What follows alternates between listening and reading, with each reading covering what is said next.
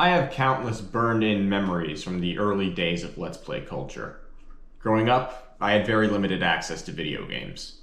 The first game console I owned for myself was a Nintendo DSi I received sometime between 2011 and 2013.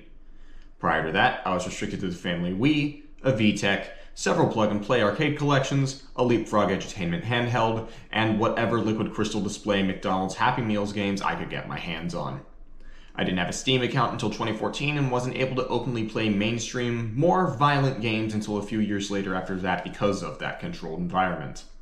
Thus, I had to get my information and experience on Xbox and PS3 games exclusively through YouTube. And because all this late 7th gen intellectual property was what my young mind perceived as cool, I committed more of these reviews to memory than I reasonably should have.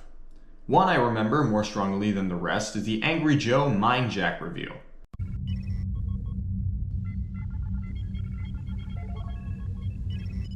Being a preteen at the time, the strongest moments that stuck with me would be the most dramatic, acidic, brutal parts. Those bits in this genre of review where the sound of a censor bleep becomes a word in of itself through sheer repetition. And there, oh no, I'm just getting started. Going into wanderer mode is a health hazard. I'm afraid I'm gonna blow my speakers every time I leave my body just to mindjack someone.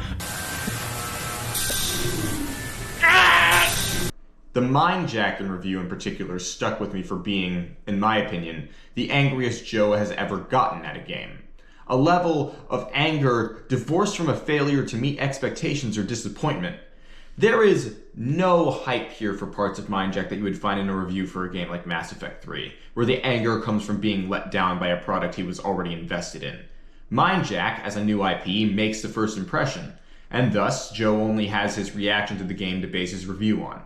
With the absence of nostalgia comes the absence of pre-existing bias, and as a result, any praise is backhanded and part of a joke at the game's expense. The most charitable thing he says about the game is a bit where he jumps around and makes primate sounds to ironically celebrate the presence of monkeys in the game. I can't! Oh, there are monkeys!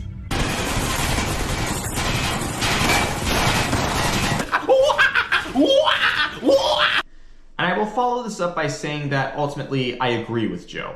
Mindjack is a bad game, filled with absurd glitches, flat and cringe-worthy writing, and carries itself with the same tone as Final Fantasy Strangers of Paradise, without any of the ironic meme charm. It's a game you appreciate as a joke, something you laugh at. It's like Haze. Things just happen without any context, and a lot of the game is just strange in an unflattering way. Please advise. Maintain observation. Do not intercept. What? He's a big one. The harder they come. What? This is a bad game. And for all the exaggerated vitriol of this genre of review can often invite, Mindjack is a situation where this kind of reaction is fitting. But then Joe begins talking about the story, how nonsensical it is, pointing out some strange dialogue, and he gets to a part about a twist in the narrative. Ever heard of mind hack, Agent Jim? Mindwave? Yeah. We stuck on repeat today, lady?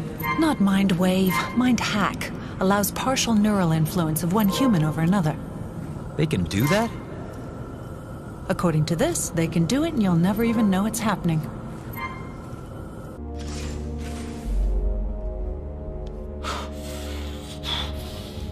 What? What the fuck have we been doing for the past 6 hours? Politely suggesting to them that they should join us and kill their friends? What? What the fuck? Joe's reaction suggests that he thinks that this bit of writing is an oversight or a piece of logic-defying nonsense. If you take it at face value, then it does sound absurd. It's not very difficult to have to put yourself in the perspective of someone watching this play out on their Xbox 360 and having the same reaction. But this falls apart once you start thinking about it at any further depth. The cutscene is itself a twist, a reveal, not a mistake. This is the most clever thing in the game, though that isn't exactly a high bar and doesn't mean that this twist is worth something to anything, really.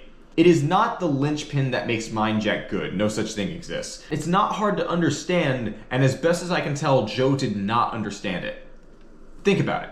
The game just told you that the character you've been playing as, who you've believed to have had the power to take over others' minds, was not aware of this power.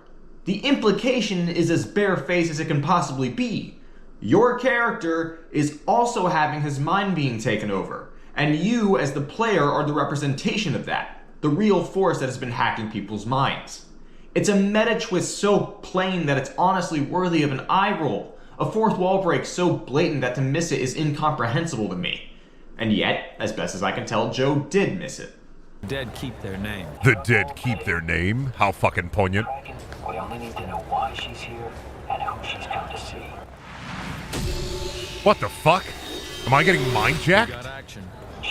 Now, I don't think Joe finished the game, and I don't blame him for doing so. It's not worth finishing, and this twist only gets fully confirmed at the end, where it's revealed that your character has indeed been hijacked by another character, and that character is technically who you've been playing as the entire time. It's not worth it. But the reveal in this scene is so obvious that you don't need to finish the game to figure it out. It's right there. In his zero punctuation review, Yahtzee Croshaw outright admits that he did not finish the game, but he picked up on what Mindjack was putting down nonetheless. At one point, another character brings up mind hacking, and Jim says, "What's that?" rather than, "You mean the thing I've done about 60 times today alone?" So this may be the twist they're leading up to. I wouldn't know. What? Didn't finish it. I want to believe sometime after recording the video, Joe realized what he had missed the first time, and then moved on. But I can't be sure. It's not something worth chasing an answer for 14 years after the fact, for a game that isn't even worth this kind of attention on an unironic level. I shouldn't care, but I do. I don't get how he missed this. The only explanation I can think of is that he did understand it, but chose to format his review to express how absurd the pacing of the plot is, and use this cutscene as a demonstration of how manic the presentation can be. But the scene he used is the one scene in the game where more than anywhere else it manages to do something at least a little inspired. It's a somewhat flat twist, it's not presented very well, but it's not vague either. That's what gets to me. Ever heard of mind hack, Agent Jim? Oh my god. She's saying it. We stuck on repeat today, lady? Not mind wave, mind hack. She's saying allows it. partial neural influence of one human over another. They can do that? You've been doing it the whole time! You've been doing it the whole time, Jim! What do you mean they can do that? We're 3.5 hours into the game, Jim! We've been mind hacking this whole time, Jim! Have you heard about mind hack?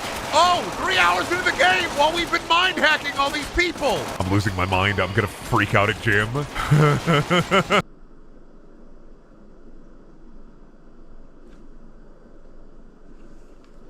Brendan, no.